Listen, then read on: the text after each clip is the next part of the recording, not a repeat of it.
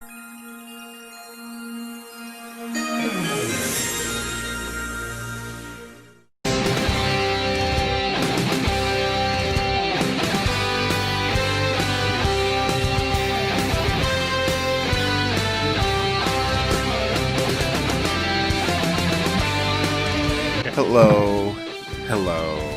and welcome to Masters of Divinity. This is the first episode of MODAKU, which of course is our series dedicated to anime. Each week, each of us will be selecting an anime title, whether it's a TV show or a movie or something. I'm not really sure. I don't know. And we'll be discussing it in depth, just like Music Mayhem, but with, giant swords and girls in schoolgirl outfits. Right now, I am here, as always, with Father Chuck. Always. I'm always here. I go nowhere. I sit in front of this computer 24 hours a day, 7 days a week, just waiting for the little green dot on Skype to light up, because that's all I do. It is. He lives for this podcast, folks. I eat, breathe, drink this podcast. And now that we're talking about anime, we'll probably never stop recording. I'm going to leave, and he's just going to keep on going. Because I'm a weeb. I'm owning it. That's right. Isn't that supposed to be the whole saga? The B story of MODAKU is me just coming to terms with my weebness. Yeah, you embracing the weebness, and me just sort of becoming more open to anime and probably just animated films in general, because I'm so cold on them. We probably, for the benefit of some of our more recent and newer listeners who might not know what the term weeabo means. Are you sure they don't? I feel like we've talked about it a lot. I don't know. Well, why don't you go ahead, tell them. Well, what does it mean? It's somebody who really likes Japan in a way that is comical and somewhat alienating from their other friends. The white guy who likes Japanese things, right? Yeah, that's it. But I mean, I don't see how anyone can blame the weeb. Japanese culture is, from an outsider's point of view, is pretty fascinating, especially when you grow up somewhere like in the West. American culture, because it's like it's the same, but very different in some places, where it's like, we've talked about sort of the hyper-capitalism, both very super capitalist societies, but from very different approaches, it seems. Right, and and in a lot of ways, it's a sort of Eastern interpretation of American Western culture, and I guess that's that filter that makes it fascinating for a lot of people. Yeah, I've been wondering this for a while, and I heard it before. I don't know if my brain is making it up. Maybe you know. Isn't there like a Japanese economist who kind of like helped Japan like get to where they are today, like after World War II? Who kind of like helped accelerate things. He's an American. He was an American economist who helped Japan in the post-war economy. And he's basically used post-war Japan as a laboratory for his cockamamie ideas. Really? And so the stereotype of the Japanese salaryman, he created. Really? This like the whole idea of the sort of overworked dude who dies at his desk. That guy was created by an American economist. I can't remember the guy's name, but he appears on at least one of the yen notes, I think. I mean, he's a pretty like celebrated figure that he instilled like a hyper version of the Protestant work ethic into Japanese culture, and it really, that's where they call it the Japanese miracle largely resulted from all of this. That Japan went from being this, Tokyo had been burned to the ground, and now it's like the future. Interesting. So, folks, that's a weeb, what you just witnessed. I didn't mean to illustrate a point, but it just kind of happened. I was actually thinking like I had made this person up, but apparently it was real, and you knew all about it. I did know all about it. Except the guy's name, but... It's, but also, let's be honest, it is a criticism, because as it leads into the movie we're going to talk about, The movie is about, in some ways, Japan's reaction to that post-war development. Right. And hold on just 1 second. We seem to have an incoming transmission. And Hello. Occasional Matt has arrived. We were just talking about what a weeb is. We described it.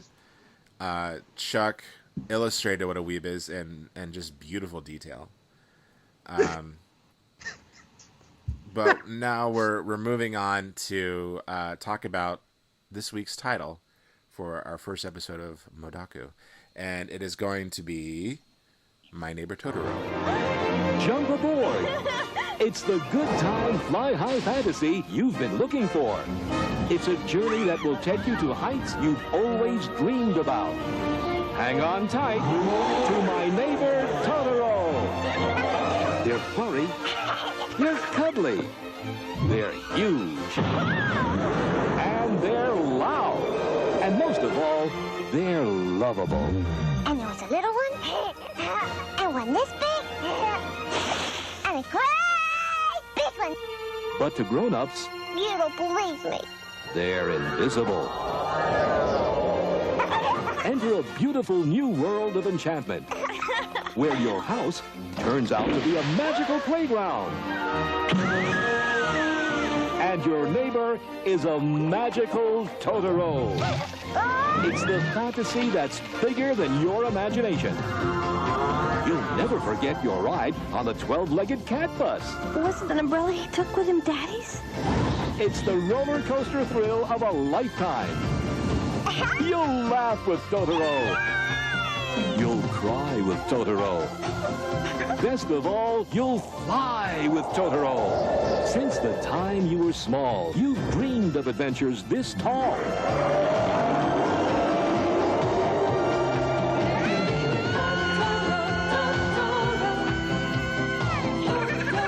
Now, the new classic children's storybook flies to life on the screen.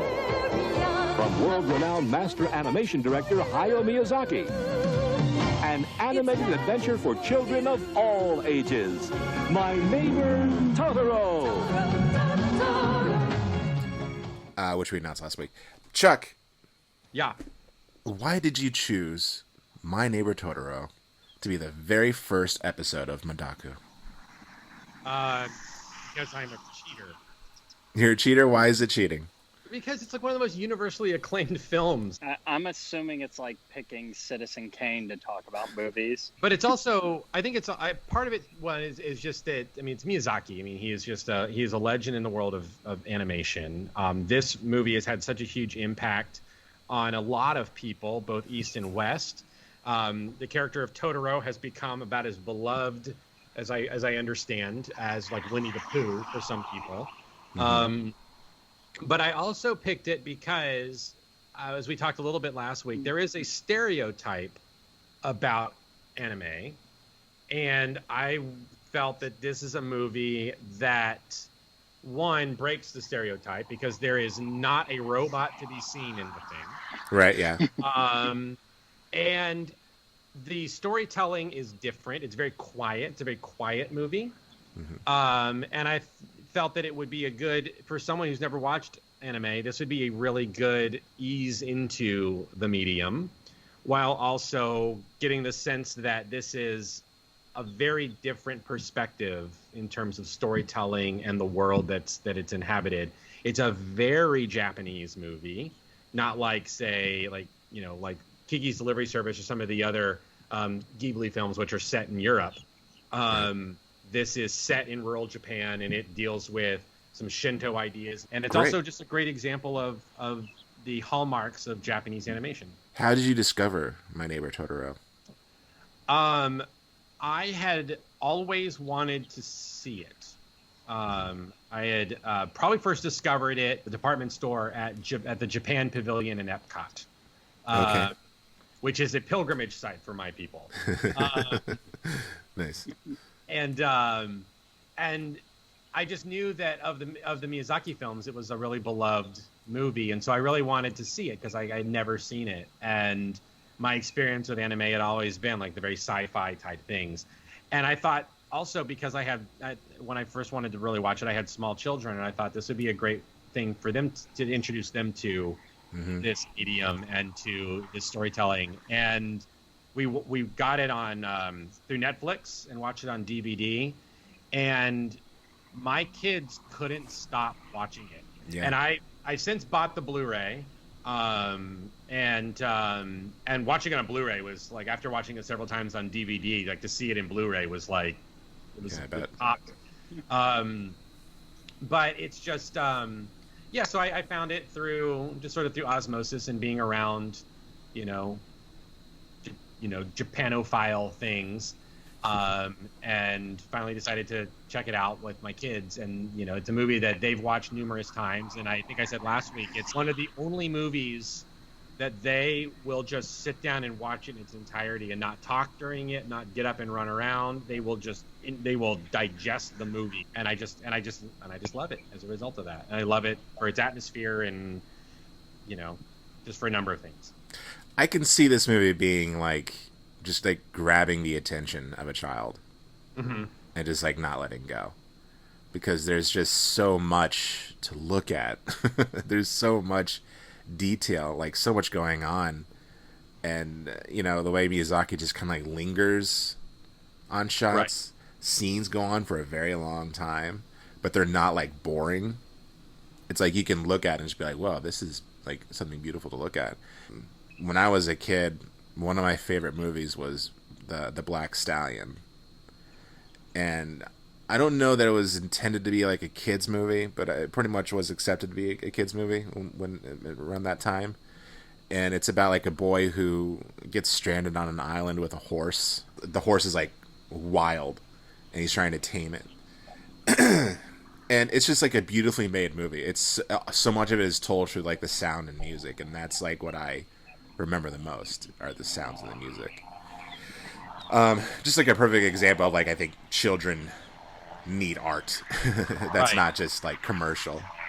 When I realized that it's weird, when I watched the movie for the first time, when I realized that I was watching something special, really special in terms of its craft, was things like Ebert notes this one, when they show the first shot of the little river that's running in front of their house, and there's just an empty glass bottle that's been discarded into the water, and no commentary is made on it. It's just there, right? So just little details were just interwoven into it. But the one that really sticks out to me is the moment when when they go looking for May, when she first encounters Totoro.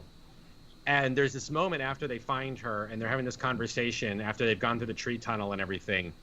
And they went through the trouble of animating the dad slipping on his sandals.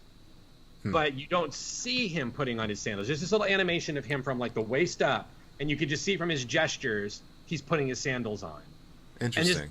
The fact that they just went to the trouble to show that, to show there's something really special going on here in terms of craft. Well, another one is when they're waiting for the bus to arrive, and the little sister notices the shrine that's way off in the woods, and the water's dripping, and for some reason it worries her, and she turns and grabs her bigger sister and holds on. There's no explanation. There's no reason for why given. And honestly, if you're a little kid watching this movie, you're like, yeah, I would have scared the crap out of me too, even though there's no reason for why. So just another scene to agree with what you're saying. Yeah, so if you're a child, you're going to love it, but we're going to touch on big issues because you experience them too, like fear, depression, worry, doubt. And if you're an adult, then we're going to take you back to your childhood so that you can realize, oh yeah, I remember what it's like to actually experience fear, depression, doubt without all the nonsense that filled our heads before we were smarter. When I watching it with the boys, there were things that I picked up on that I probably would never have picked up on if I was a kid watching it. Like, for instance, why are they moving? Right? Like, what's the situation? And then when they get to this house, it's rotted and falling apart. So there's this indication that money is a factor. Right. And I think as you kind of get into it, you realize they're moving in order so that they can be closer. Well, two reasons, right? The mother has tuberculosis, and which they don't say that in the movie, but that's, if you study the history of the time period, there was a tuberculosis outbreak, and so there was of people of a certain age, that was a common experience. And so moving to the country for more fresh air, while also being somewhat closer to the hospital where she's at. Is all the factors that are into it. But that's stuff that, like, as an adult, I'm thinking about the decision that the dad is making, and clearly, like, the dad's kind of overwhelmed with work. There's a part where he's working late into the night while the girls are asleep. Like, he's trying to make this whole situation work while his wife is, sick and recovering. And that's all this stuff that they don't put front and center in the movie. But as an adult, I notice it. Yeah, it hits me in the place, like, with my kids, where, like, during this time of a pandemic, like, all this stuff that's going on, like, I've got my stresses, I've got my things, but at the same time, I'm watching my boys, make, this is their, I'm not looking at it as like, oh my God, their childhood is stolen from them. Like, no, they're making out of it whatever they can, right? And they're having a good time in spite of all of these different things. Because that's what children do, right? May and Satsuki are having a good time playing with the fact that the roof is rotted on that, like, that terrace thing is, like, rotted. And they're like, oh, it's rotten, and they're shaking and playing with it and having a good time. As a dad, it would be like, oh, it's super embarrassing. Like, there's nothing I have to repair. By kind of saying that it's haunted, you're kind of like, you're taking away from the fact that it's like a rundown house and turning it into something the dad's magical. Totally putting a spin on it. Yeah. I think what's interesting about this movie is that it's not that it's difficult to summarize. It's just that if you summarized it, you're not really saying or revealing anything. You're not really telling you what it's about. It's not that it's difficult to summarize. It's that if you summarized it and said it, nobody would be interested. And the truth is, watch the movie. You don't need to summarize it. Watch it, because everything Chuck is saying is, like, drastically changing my world while he's talking. Yeah. Because of the fact that this is the first time I saw it.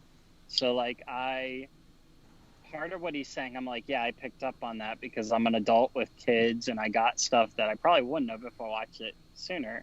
But also, while he's talking, he's saying things like, I didn't even think about that.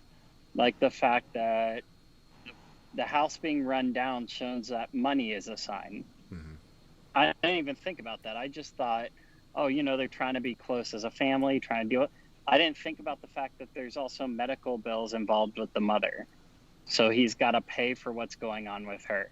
So when he said the house is run down, shows that money's involved, was like a slap in the face while I'm sitting here waiting to start talking about this movie, because I'm like, holy crap, I didn't even think about that. By playing into that trope of buying the rundown house that's quote-unquote haunted, quote-unquote has monsters around, and then undercutting every aspect of haunted and monsters, it highlights in a way that I mean, you have to watch it, but it highlights why they bought it in the first place in a way that will just drastically, like, grab a hold of you and rip your heart out while you're watching this kids movie. Why do you love this movie so much?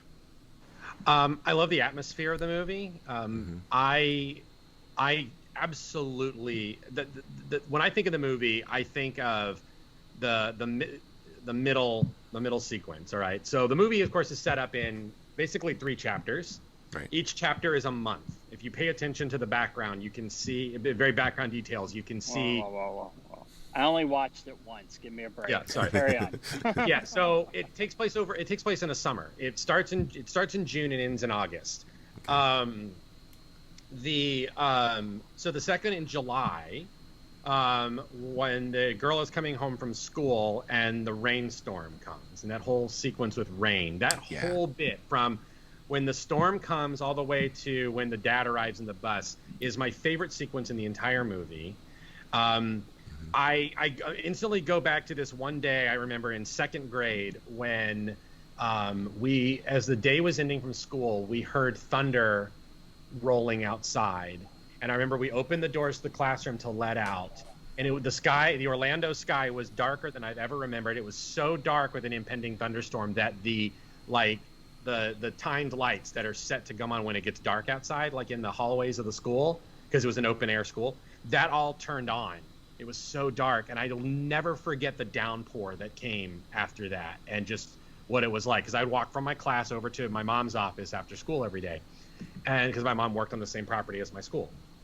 And so in this movie, I immediately go to that day, or that feeling of the rain coming, and what it was like to sort of feel, you know, being in a enclosed space and watching the rain out the window, or just that feeling of being in rain. I love rain. I love heavy rain.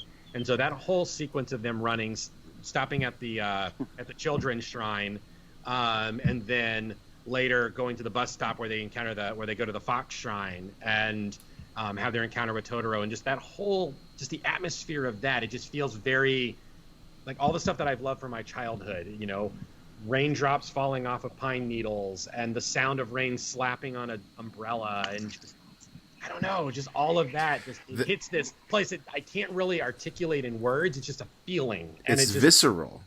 Yeah, the sound design alone in this movie is visceral. Like the footsteps on the wooden floors. My favorite scene is exactly what you're talking about. When they're standing in the rain, and it's an Totoro iconic scene, apparently. And he holds the umbrella, and it's dripping on it, and he gets that big smile. And I'm like, why am I enjoying this right now? It makes no sense. Like, if you watch it, it makes no sense. If I explain the scene to you, it makes no sense. Until Chuck just said what he said. And I couldn't even put it into words, but the scene captured everything about childhood in the rain without a single word. Mm-hmm. It was animation, it was sound effects, and it pulled off something that touched on something deep inside of all of us as a kid without saying a word. I mean, you know, the big sister interjects here and there, but that has nothing to do with what we're talking about in the scene. Mm-hmm. The scene itself is the reaction of Totoro holding the umbrella, and the bigger his smile gets when drops hit it, till he jumps and all the rain falls, and then it stops raining and he leaves. Like, okay, cool, I'm done now. I had fun. He took my dad's umbrella. It just made sense. Yeah. So much for bringing dad his umbrella. Yeah. So Matt, what are your thoughts on this movie? Just give me some general thoughts. Give me a thesis. I have no thoughts. Just kidding. No, seriously, my thoughts on this movie are, Chuck picked it. I said, I don't know what the crap this movie is, but okay, cool, I'm going to watch it. I looked up an image of it and said, well, I'm curious, but kind of what you expect based on just the image. And you said watch it with your kids, which I entirely planned on doing, but didn't happen. Oh. Because I came home last night, planned on watching it with my son and daughter, and after an episode of The Mandalorian, because he's obsessed with it, I fell asleep at 8 o'clock. I then woke up at midnight, and I've been awake ever since. Yay! Hi, how's it going? But, so I watched this movie at 3 o'clock in the morning. I say all that to say, love this movie, wish I got to watch it with them. And how I feel about the movie is every doubt I had when I looked at it and was like, I don't know if I want to do this whole, like, we're going to do at least three episodes on anime. I'm like, are you kidding me right now? And Chuck picked this, and he freaking knew what he was doing. Shut up, Chuck. You're not allowed to comment. Don't shake your head. You have to turn your camera off. JP and I are talking right now. I hit play. The theme song started, and I'm like, yeah, okay, I'm into it. But, you know, every anime show, even if people are dying horribly in it, every anime show has, like, an upbeat theme song. Yeah. And you're like, Evangelion's my favorite. Yeah, I know. Shut up with Evangelion. I don't want to talk about it. I have issues. Anyway. But everyone has, like, this upbeat, exciting song. So I'm like, okay, yeah, this is what I expected. It starts, and I kid you not, within, like, 5 minutes, I'm invested in this. I want to see where it's going. By the end of it, I'm going, crap, I have to get ready for work because I'm supposed to start getting ready at, like, 5:30. Otherwise, I want to watch it again.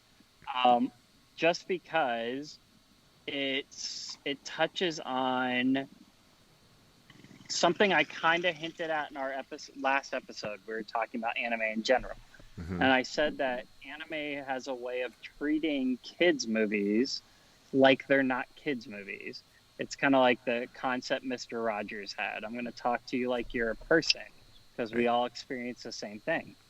This movie nails that on every level. So if you're going, what the crap is he talking about? Watch this movie. It plays out as a kid's movie. I watched it going, my kids would love this.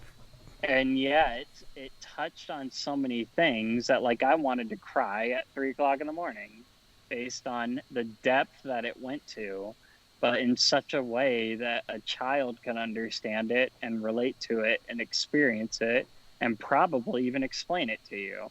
If you said, like, well, what's the scene about the tree growing in the backyard when the dad looks out there and sees it? A kid could probably go, well, they were hoping that things would get better. Yeah. And I'd be like, holy crap, this movie nails it. And it's the first thing I've seen from this guy, and now I hate Chuck because I have like 900 movies to watch, so it's all your fault. Watch them all with your kids. But anyway, carry on. Maybe I should binge that instead of Neon Genesis. Maybe. It'll probably put you in a way better mood, I'm sure. Yeah, I need to binge all of his movies in one sitting. You definitely need to check out Ponyo is interesting, and you need to check out Spirited Away, which everybody sort of unanimously says is a masterpiece, and probably Miyazaki's masterpiece. Well, I don't know if I agree. And Spirited Away and Howl's Moving Castle are the two that I heard of when I didn't have a clue who he was. And now I have to watch him, and that's your fault. So thanks. You're welcome. Watching this I watched it in the morning after I had woken up. And Me too. 3:00? No. Anybody? It was actually a reasonable hour. And while I was watching, I was like, this is like the perfect, like, just a morning movie. Like, I feel like it should be have like a cup of tea while watching this and like a little biscuit or something. Or I guess rice. I don't know.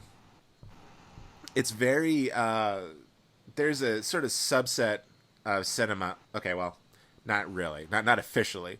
But as you guys know, I'm a member of the Letterboxd community, which is a social media site that is where movie nerds hang out to review movies. It's basically Yelp for movies, though, if you really want to be sincere about it. But one thing I like about Letterboxd is that people can curate. Like, they can create lists. And that's like my favorite thing about it. And someone made this list that's actually quite popular in the Letterboxd community called Gentle Cinema. And it's sort of a subset of movies that people discover, like, oh, these are films that you could just kind of like, they're peaceful, they're about pleasant people doing pleasant things. There's very little drama, very little conflict, not much of a threat, and it makes you feel lovely about the world. And this is like that, you know. There's not a whole lot of imminent danger. Other films that kind of fit into this sort of category for me are movies like the movie Once. I don't know if you guys remember that movie. Yeah. About the guy and the girl who fall in love and they just make music. Do I remember that movie? Yeah. I drug you to Sing Street and we loved it because it's the same guy who made that one. Yeah. And then you were like, oh, have you seen Once? Yeah, no. I'm obsessed with that movie. There's the Before Sunrise, Before Sunset movies that I really love. That are just with Ethan Hawke and oh god, what's her name? Julie Delpy, I think. Yeah. That's just about like two people who fall in love in Austria. And it takes place over 3 movies. The third movie is like not very chill at all. Like, I would not call that gentle cinema because they like hate each other. Yeah, so I kind of equate this movie with sort of that sort of subset of Genema. Maybe that's what it's called, Genema.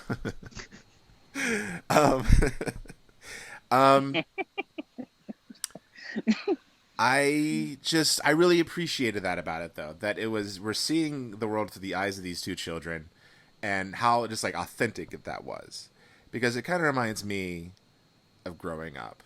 Because I actually like growing up. My family went through some like real ups and downs. You know, there were times where we were like had like everything we needed, and there were times where like we actually kind of experienced poverty. But through all of it, you know, they were able to kind of like protect me from the emotional turmoil throughout all of it, to where it's just like, oh, we're just moving. You know, I still have my toys, and like I can still go outside and play and stuff. What I also kind of appreciate about it is, and I think I also kind of appreciate about Japanese culture in general, which is sort of their views on like monsters and spirituality. In terms of monsters, you know, Totoro is a monster. Yeah. But like in American culture, a monster has to be something repulsive, like something to fight, something to battle. It always represents something kind of negative. I think in Japanese culture, like, and you know, the universal monsters are somewhat empathetic. They're sympathetic in some instances. Japan really mastered like the sympathetic monster. You know, even making Godzilla like an anti-hero, which I think is sort of a feat unto itself. Right. And you know, and I think that's sort of the fascinating thing about Totoro is that he's a spirit, but it also kind of shows that a spirit is not something that's always like ambivalent or malicious. The cat bus kind of freaks me out. I got to be honest about that. Yeah, I've got. It's a little weird. I can also feel like I kind of relate to Totoro. Because there are parts that scene, and I feel like we're going to talk about this scene a lot. They're at the bus stop, and he kind of appears. He's almost kind of like awkward about it because he's so big and he doesn't really know how to. And like he can kind of, I feel like he's kind of in a moment where he's like he wishes that he was kind of smaller, you know, to not be so like threatening. He has like the thing on his head, the leaf on his head. The leaf. Yeah, which I thought was kind of adorable. You know, he's showed up. He's showed up in that moment just to kind of reveal himself to them, but he's still kind of sheepish about it, and kind of not that self-aware about his size. He kind of makes his presence sort of approachable by being like small. But yeah, that scene, by the way, in the rain, where he first shows up, I clocked it, and I was fascinated by how long that was going on because it turns out it's like 8 minutes long. Between showing up at the bus stop and their dad showing up at the end of it, and that's significant because the movie itself is like an hour and 26 minutes long. Yeah, it's not a long movie. So like if you take away credits, an hour 20. Yeah, so an hour 20. So you're talking like 8 minutes devoted to one scene. And I think that's pretty fascinating because a lot, I think, emotionally happens in that scene. Because that's one of these moments where what I love about Totoro is that he shows up when these kids start to experience despair, I think. Yeah, well, that's what I noticed about it and why I wished I could follow Chuck's advice and watch it with my kids. Because I was curious to see how they responded. Is I sat there and went, this feels like it should be going on way too long. Yeah. And yet, please don't end it. Like, I'm just sitting there. I mean, it's lovely. even before he shows up, just the two of them waiting in the rain, I was like, I don't know why I'm 100% invested in this and want to do nothing else but stand there in the rain with them. The simple comment of, hurry up, she's slipping. Yeah. Like, meant everything in that moment to me when I saw it. Like, the fact that it's everything you're saying. It's standing in the rain. It's being miserable. It's forgetting your umbrella. It's realizing this is awful. I'm cold. I'm wet. I want to go home. Yeah. And yet there's an aspect of it, which is Totoro in this movie. There's an aspect of it where you're like, no, this is a moment I will never forget and a moment I will hold on to for the rest of my life. I think this scene is kind of, for me, sort of, I think, telling what the whole movie is about, which is I think it's about, you know, in those moments, you're saying, you know, Chuck, their mom has tuberculosis, at least it's hinted at, and they're still trying to like kind of keep it together. In those moments, you know, their childhood is kind of slipping, right? That the innocence is kind of slipping at that moment. But Totoro is there to like protect them from the despair, the creeping despair that like a child probably shouldn't experience. So can I blow your mind? Go ahead. I'm done. All right. So the movie is, I've watched this movie probably 50 times, no joke. And last night watching it again, I was paying attention to some more thematic stuff in it. And so it's clear to me that the movie is about change. And it's about change in a lot of ways, right? It's a coming of age film, but in America we tend to make coming of age as like sexual, and this is not that, right? This is about emotional. This is emotional maturity and facing that thing, right? And so, all right, so the rain scene is iconic, and it's iconic for a reason, because it was the first image of the movie that Miyazaki developed. Okay. And so on the DVD menu of it is the very first image. It's also the poster for the movie. And if you pay attention, one of the little trivia things about it is that standing next to Totoro at the bus stop is one girl, not two girls. And the reason is, initially when they wrote the movie, it was just going to be one girl, and her name was Satsuki. But then they decided to split it up into two girls for the two ages, so they could have the different perspectives of two ages, an innocent little child and a girl who's on the verge of, starting to become a woman. And their names are a clue, because Satsuki is also the Japanese name for the month of May. And so May is named May as the audible equivalent to the month of May. And so it's supposed to acknowledge the fact that they were originally one character split into two. So we have a character whose name is Satsuki, who's the month of May. The movie opens in the month of June when they move. It goes through July and then into August. It is set in the year 1958. The movie never outright says this, but people paying attention to the calendars and stuff have sort of figured this out. In 1958, a couple of things were happening. One is, what the movie is partly about is not only dealing with this girl growing up and facing this emotional maturity piece, there is also wider cultural changes happening in Japan. Starting in the late 1950s and into the 60s, the rural prefectures started becoming suburbs of Tokyo.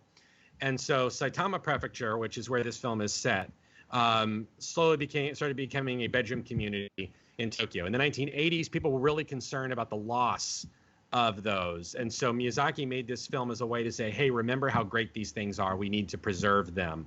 We need these pockets of nature. We can't just bulldoze over everything and make it all city. Well, that process of urbanizing all of that area started in the late 1950s. And so the film is acknowledging that change is happening, and that this is something that's disappearing. Japanese Shinto religion is so rooted to nature, and Totoro, being a forest spirit, he's a kami. He is a Shinto deity who is appearing in a form that is recognizable to Mei from a children's book. If you notice in the credits, she's reading a book that has a picture of Totoro on it. And so it's sort of embodying that this concern of the loss of of the Japanese spirit and the Japanese soul is happening through the encroaching of urbanization. So that's change that's happening, marked through the change of the seasons from spring and summer into fall. The other thing is that, and I just learned this, a major event happened in Japan, especially in that area of Japan on the island of Honshu in 1958, and that was Typhoon Ida. Typhoon Ida came and devastated the area. 100 and something thousand people were killed.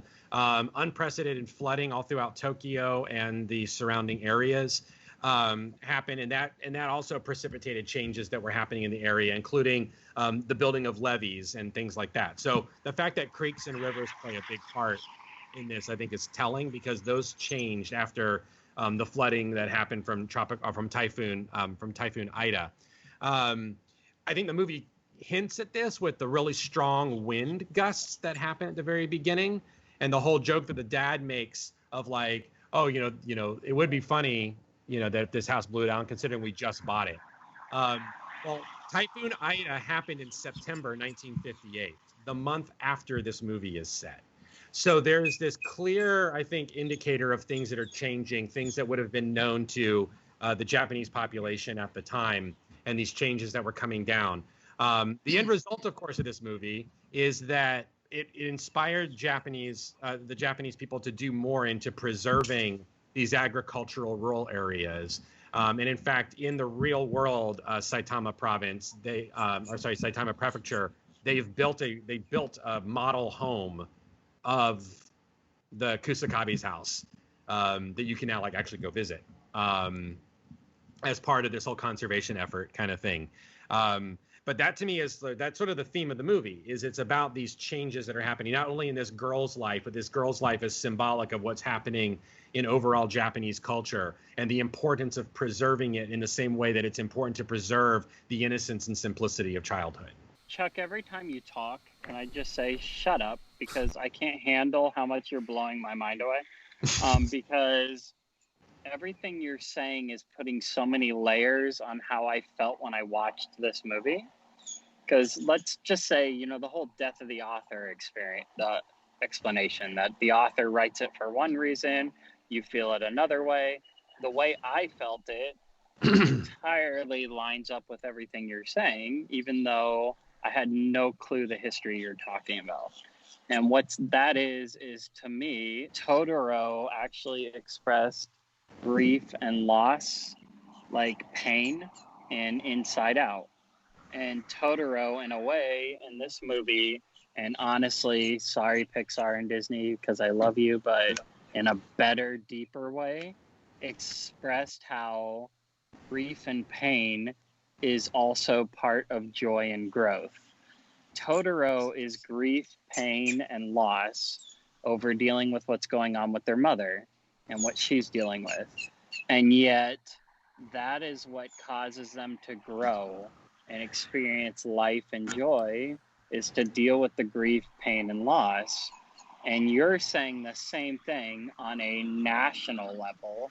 And that just, you turn my world upside down, and I don't actually want to talk to you anymore because I don't know what else to say. First of all, Chuck, that's amazing insight. I didn't know about any of that. I knew it took place in 1958. That's what I knew. That's the extent of my research. Another scene I think is sort of that a key to what Chuck was saying about how it's about growth and retaining a childhood innocence is the scene with the acorns. Mm-hmm. Loved it. But carry on. Go ahead. Which brings up some other issues that a lot of people apparently debate about with this movie, is whether or not Totoro is real. They kind of use this scene a lot to sort of illustrate that. Sorry. I just hate how much you guys are ripping apart every thought I had. So what I find interesting about that scene is, okay, Totoro gives them their little acorn gift, and then May makes a little garden out of the acorns, and Satsuki is writing her letter to mom saying that May is checking on them every single day and watching and waiting for them to sprout, and they're not doing anything, and it's making her crabby. This is her as a crab, which I thought was pretty funny. Wait, hold on, stop, because now I need to know what was the actual, because I thought the joke was hilarious like JP did, so I want to know the real one because I bet it's better.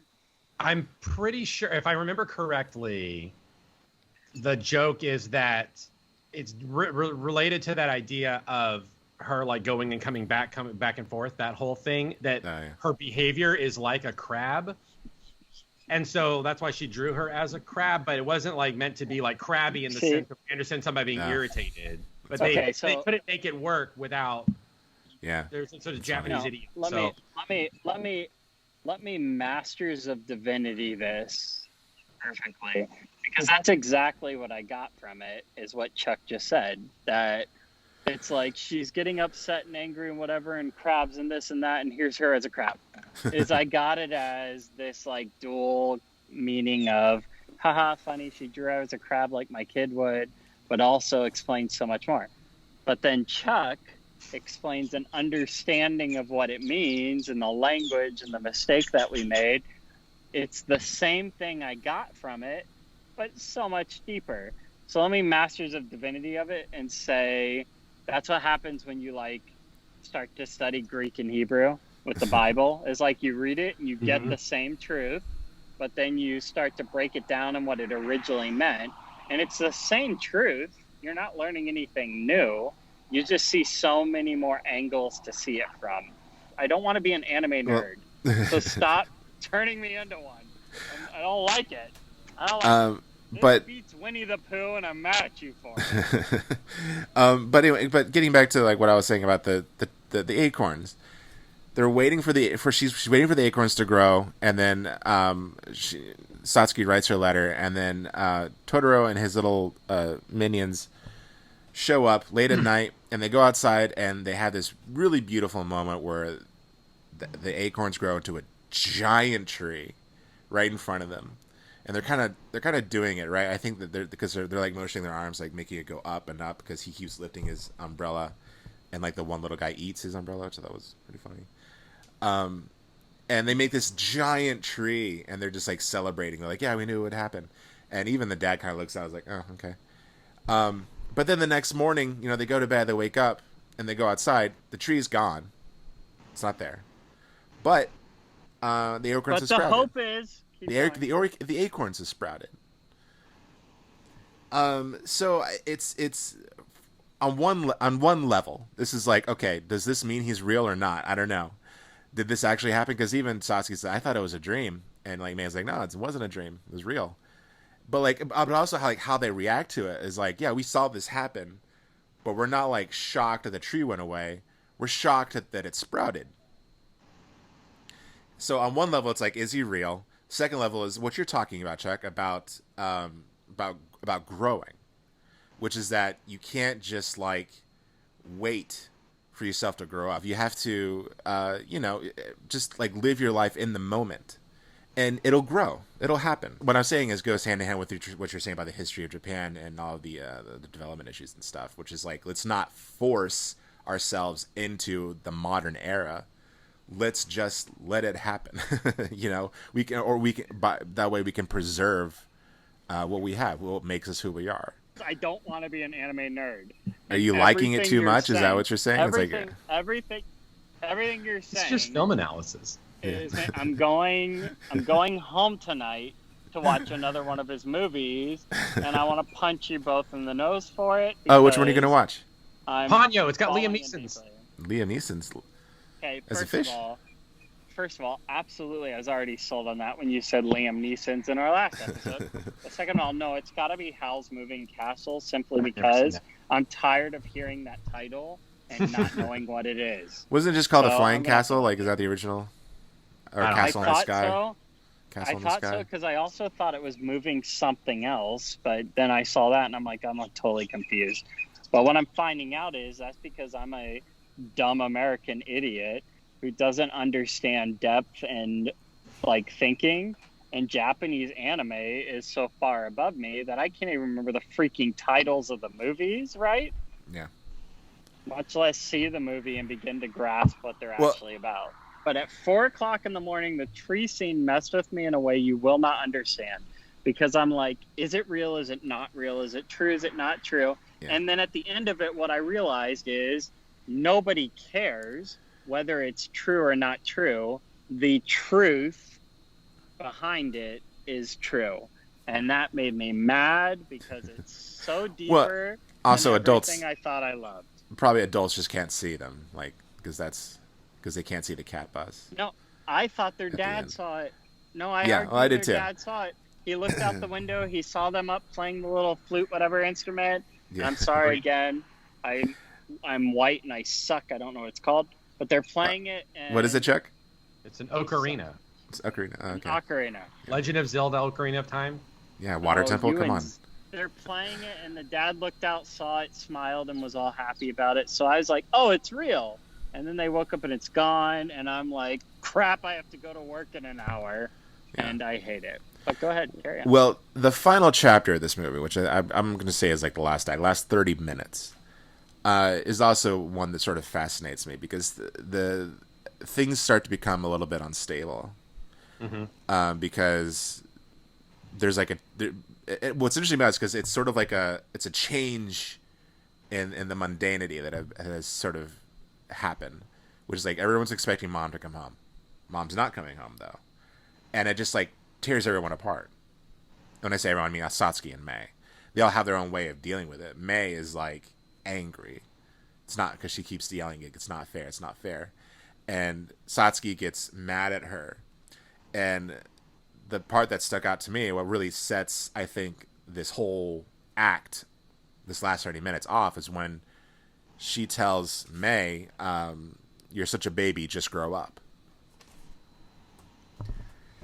And the very next scene after that is when they're back at the house and they're in separate rooms laying on the floor. While Granny is sort of cleaning up and doing things, and she's trying to go, yeah, I'm gonna want you help me fold clothes. That always helps. You know. Of course, we're in Japan. Yeah. So, and that's what I'm saying. Marie Kondo method. She knows. Yeah, she knows. Let's get rid of everything that doesn't spark joy. Bye, May. By the way, this ties nicely, and we'll do this eventually into how our whole like minimalist and all that culture ties together. But anyway, go ahead. Just the whole idea of get rid of everything. Don't. But I think this is when it becomes not so gentle, because that's where most of the tension of the movie is in that last 30 minutes. Because May gets lost. Satsuki is literally running all over God's creation, looking for her, and also like trying to like run back and forth, like getting a telegram, making phone calls and stuff.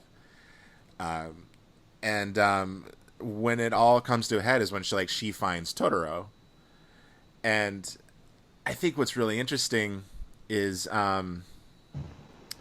when he tells her that everything when she tells him everything that's happening, he lets out one of his roars, which I feel like is kind of a callback to when they're in the bath with Dad, and they're scared that the house is being blown down, and he just starts laughing. He's like, if you find something to laugh about, you won't be scared. And I think that was sort of like Totoro, like telling her to chill, you know. Yeah, see, for me, I see in that I see it as akin to the Aslan's roar, like Aslan summoning. Well, I'm saying I think that's the second time he roars. I think because he pops up on top of the tree and he does the roar again, and that's when he summons a cat bus.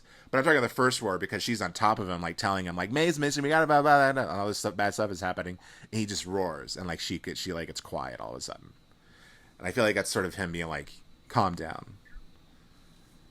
Because to me, like that's what I'm saying. Like I think Totoro is super aware of what they're going through, and he's like protecting them from losing their child, from losing their innocence.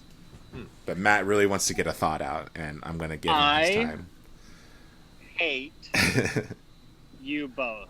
You talked about the roar and the dad laughing, and it touches on this concept that has been like constantly following me around right now. And this stupid Stephen King podcast I listen to, and some other random thing I read somewhere about how horror and comedy are basically the same thing. That like laughing and screaming are almost identical. They're both your body responding to shock. Yeah. So somebody shocks you and you laugh, you're comforted by it. Somebody shocks you and you scream, you get afraid of it, you like shun it and run away from it. Whereas they're both just chemical responses going, what the heck happened? And responding to it. So what you just said, JP, tied into what Chuck has said and how I hate both of you because my life doesn't mean anything right now, is how they're dealing with this grief and loss and sorrow. And yet when Totoro screams, it's the laugh. It's not the cry. It's the dad laughing in the tub that you literally just said, which I wish I was in Oklahoma. So right now I could like flick him in the face and walk away again. But you literally said it emphasized the dad's laugh. And I would never in my life have connected the two of those together. And they're 100% connected together. One is the comedy response to trauma and surprise. The other is the desperate despair response, the cry. And yet growth happens when you realize that the cry, because JP, I'm getting ready to tie together what you said and make you realize why I hate you right now. Okay. When you realize that the loss and the hopelessness and the sorrow and everything you're dealing with, when you cry out together, the unity that brings, the two characters, Chuck, don't talk, that were meant to be one, that are now two characters, are brought back together as one character because of the sorrow, the suffering, the loss, the pain, that they realize this is one of the greatest things in life because it unites us in a way that nothing else could. It brings us together in a way that nothing else could have. It reached us and helped us experience the joy, quote, laughter of life because of the loss, sorrow, and pain that we're feeling. Right. It's that brought out the joy. And Yes. I hate you both because I think I just became an anime fan. I'm not happy about it. It's probably going to happen. I'm not happy. This series is done now. We're not doing the other episodes. I can't handle it. Oh, the cat bus. So the cat bus is another one of those lost in translation things that I had to like do some reading up on a while back to kind of try to understand it. And that Hold on, I gotta brace myself for this next life-changing thing. Go ahead. It's nothing that crazy. It's just in Japan there is in Japanese folklore is this belief that some cats can be immortal, and that if they're immortal, they get the opportunity to choose to sort of be whatever they want. And so the cat bus is an immortal cat who just chose to be a bus because he wanted to be a bus. That's funny. It doesn't mean anything. It just basically means, let me put it into my understanding as the first-time viewer of this movie. It just basically means that if you live as an immortal, you become the thing that connects desperation to joy and realizes that the two become one in a way that causes you to grow. There is a short sequel to this movie it's called May and the Kitten Bus, and it only plays at the Miyazaki museum in Japan, or the Studio Giblhi thing in Japan, and apparently it features a cat train, a cat there's a whole bunch of cat vehicles. I'd be really fascinated to see it. But that's a theme park waiting to happen, buddy. Yeah, well, apparently at the Giblhi the Giblhi Museum or whatever, they have a life-size plush cat bus that kids can play in. That's amazing. So yeah, the cat bus is just sort of this weird folkloric thing that just doesn't really translate. I still don't get it, but but every time I watch it, I do think of my mother-in-law, who is super allergic to cats, and I just keep thinking if she sat in that bus, she would be dead. Yeah. Yeah. But the question that was me growing up. Yeah. Okay, so the film has multiple encounters with Totoro, right? Mei encounters Totoro by herself. The next time they encounter, it's together. The next two encounters are together, and then the third encounter is just Satsuki. It's the only time she has her encounter. I went down an internet rabbit hole yesterday, and I found out some stuff. I was randomly reading some stuff about contemporary Japanese literature, like you do. And I found out a bunch of Japanese feminist authors that I'm kind of now wanting to check out. And but one of the things they meant that this article about their writing and why it's a big deal is that there's been a lot of stuff now with Japanese women writing stories about their approaches to Japanese tradition, which is, very patriarchal. And just having that in my mind while watching this last night, I was really struck by the scene that when Satsuki is running to go to Totoro, she has a moment where she stops at the shrine steps, the traditional entrance to the shrine, which is where she would encounter Totoro. But instead, she keeps running around. She hops over the creek, and she goes in where Mei first showed her. And so you have a young woman not approaching the deity from a traditional standpoint, but basically sort of following the tradition she knows works, which is already kind of an interesting thing. But she goes in and she finds Totoro there, and so that's the piece that stands out to me, is that she's confronted with the opportunity to do it in a traditional way, but she doesn't. Right. And it's there's that moment where she's like, okay, if I go up these steps and go in there, maybe I'll encounter him, but I've done that before and he didn't show up. But I know that Mei met him when she went this other way. And there's this element of sort of Mei showed me the way. The more childlike one showed me the way. The more innocent one showed me the way. And so I'm going to go that path rather than the one that's been built up for me. Yeah. Can I Masters of Divinity it for a second again? Okay. I was setting you up for this, so go for it. Unless you have childlike faith, you can't approach the kingdom of God. Yep. I mean, hello. First of all, I want to repeat again how much I hate you both right now. So much hate, Because man. Yeah, there's a lot of hate for a Miyazaki episode. Jeez, I'm he would be so 36 upset with you. It's He'd like lecture you and like. I'm 36 years old and now I'm an anime fan. I hate you both. Anyway, so but yeah, no, it's you. First of all, just change my life with a stinking little cartoon movie, like watching Winnie the Pooh for the first time and realizing nothing means anything. This movie, everything you're saying is like insanely deep and yet so simple. It's like, how did I not see it already? But when you watch the movie, oh yeah, I get it. And again, sorry, JP, I'll let you talk right after this. Again, to Masters of Divinity, this movie's a freaking parable. It's a story that's so simple to understand if you want to understand it. If you don't want to understand it, it looks like nonsense. A little girl and her sister move into a house. It's falling down. They meet a little monster, and he makes her life happy by growing a tree while their mom is dying. And you go, what the crap is that?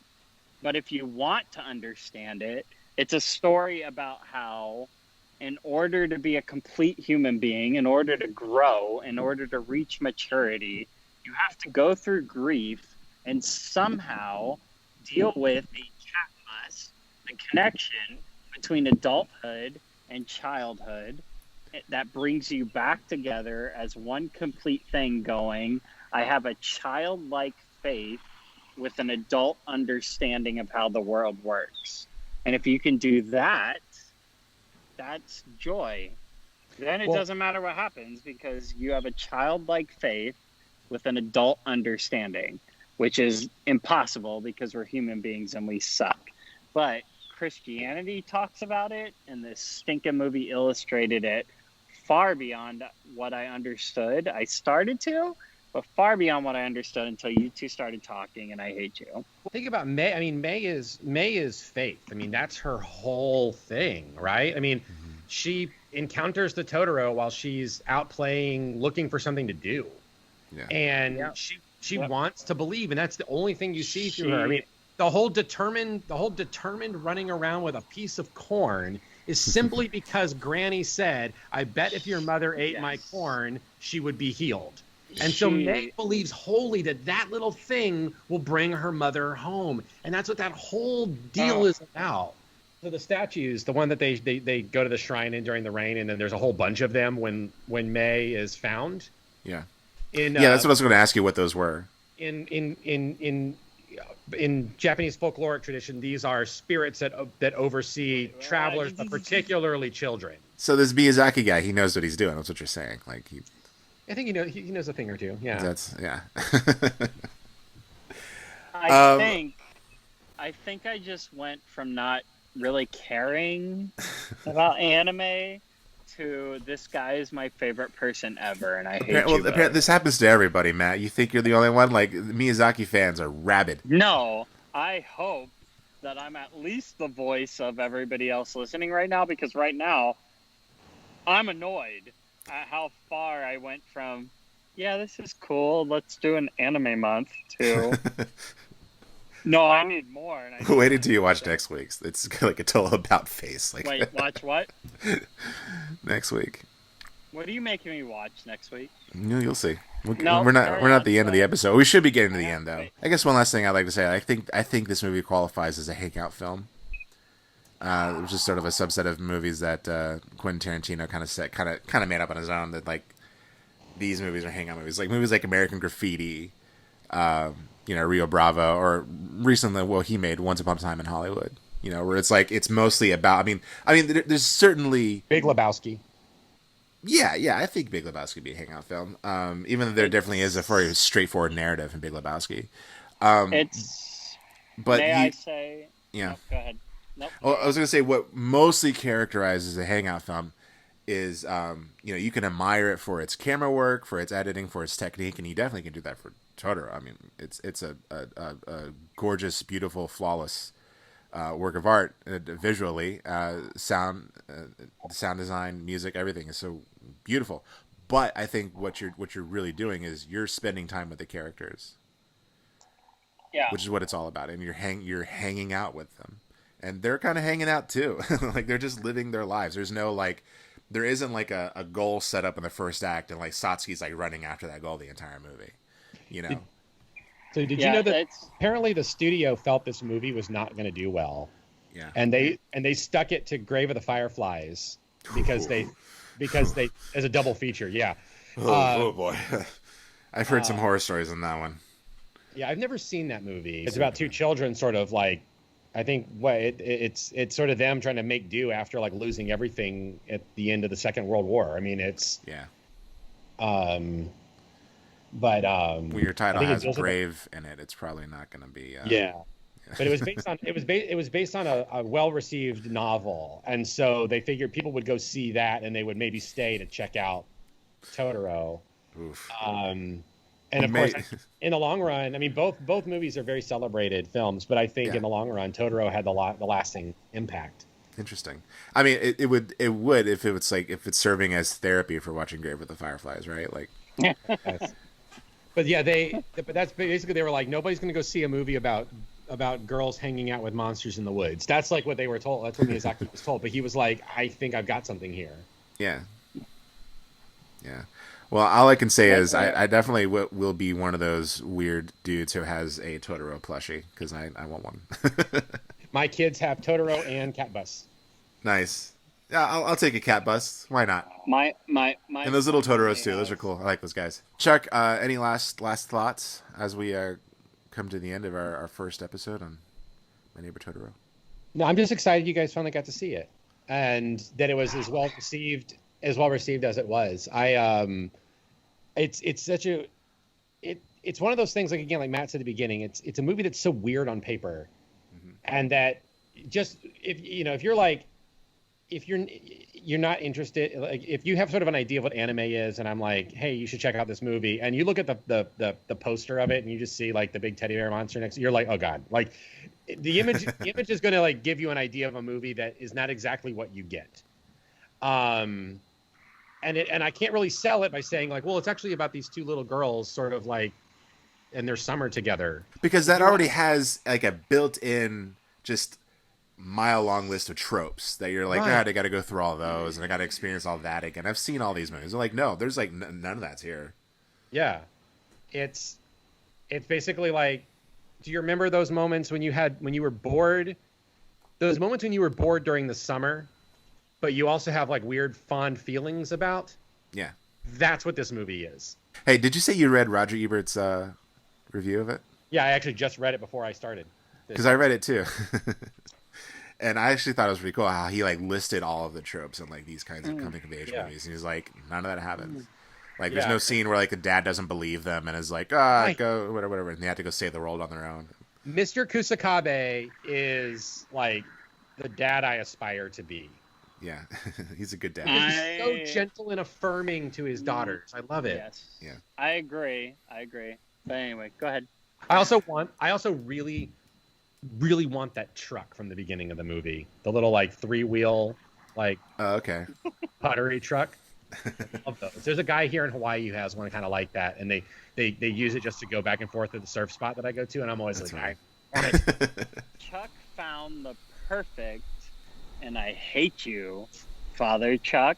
While I love you, you know that. Love you. But I hate you too. He found the perfect gateway drug to anime. You hit play on this, and you're like, crap, I want to know what else there is. And I had 2 shows that I liked, but now I'm going, oh, those 2 shows were like 7 levels up on an adult understanding, but drastically low on the understanding of how these cartoons, these anime, these Japanese art-drawn figures express things in a way that we can't possibly put into words, and yet they put it on paper, computer, all the stuff they've done. They somehow put it on there to where when you watch it, you relate to it from like 100 different angles as an adult. And if you're a child, you would just be like, awesome this gets me, because it shows, this movie alone shows despair. It shows hopelessness. It shows depression. It shows giving up. But what is it about? It's about hope. It's about joy. It's about unity. And it's about how somehow, as human beings, if we're able to hold on to what makes us a human being, all of these things only bring us closer together. If we are able to actually be together and hold on to each other, everything we experience only makes us more complete. It only makes us more adult. It only makes us better than we could have been if we go through all of this together and realize we're all going through this together. So I say all that to say, put a freaking mask on your face, because I have to deal with all your children in school. And Matt, you need to go to the Murakami. You need to go to the Murakami now that you've seen this movie, because I really don't, because I can't give up the rest of my life to anime, and I can't handle it. It's just a beautiful Japanese garden, and it evokes the stuff that you see on the screen. Don't turn me into the stereotype guy you talked about last time. They also do a Miyazaki. They also do a Miyazaki festival every year, and you watch these movies on the theater. I'm gonna walk into a room, and other people are gonna run from me because of how this creepy-looking guy's in the corner watching anime, and I blame you both for this movie. Stop it. We have to put an end to this series. Matt has found a new fandom, and it's fascinating to watch unfold. Nope. Next. Now, what's next week? So, a brony. I'm gonna be a brony next week. That's the path. Okay, so he just threw his phone. It's like the end. It's like the end of Blair Witch. All right. Okay. I'm gonna go stand in the corner. So next week's movie isn't about face. It's not as pleasant as this one. Good, I don't depress think. me. I need it. Well, I don't think it'll be super mind blowing, because I feel like a lot of modern day blockbusters, especially science fiction and action genre, have been super influenced by it. So you're probably gonna watch and be like, oh, I've probably seen this movie like a billion times without seeing this Blame movie. the Matrix. Go ahead. Yeah, it'll inspire the Matrix too. Sure. We're gonna be watching Akira, which is sort of the kind of like, I guess, is like the first. We were talking about in the last episode. It was like the first one to kind of break anime into the mainstream, and it was the first one I ever watched. I hate you. Where can I watch it, JP? Yeah, that's good question. It's on Hulu. Oh, nice. Okay, good. You guys have Hulu, right? Oh, Yeah, I have. It's that simple. Just put it on. I wanted to not be able to watch it. I'm mad that it's easy. Oh, watch it. You'll be yelling Tetsuo in no time. Yeah, we'll all just be yelling each other's names next week, which is, yeah. By the way, can I use one of your guys' Hulu accounts to watch it? you can have mine. We'll talk. I mean, no, JP, you have to pay for your own. If any of our listeners out there want to donate a copy, yeah, because JP will never use somebody's account. How's the Mandalorian on my Disney Plus? Just that. No. it's really good. The season 2 comes out soon. By the way, we're gonna talk. We're gonna have episodes. Trust me. Carry on. So check that out. Go and find Akira, which is playing on Hulu, and also if you don't have a subscription anywhere, it's also playing on this site called Tubi. Unfortunately, there are ads you have to endure, but who knows? Maybe you don't care about that. Maybe you're not like me and Chuck. I don't know. We just would rather drown ourselves and watch another ad. So yeah, Akira, check it out. And thank you so much for watching, listening. Don't forget to like, subscribe, leave a comment.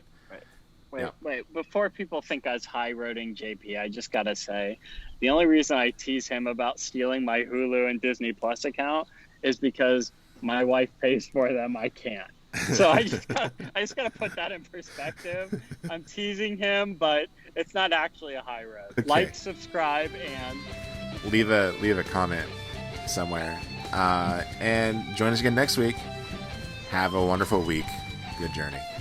Good journey. good.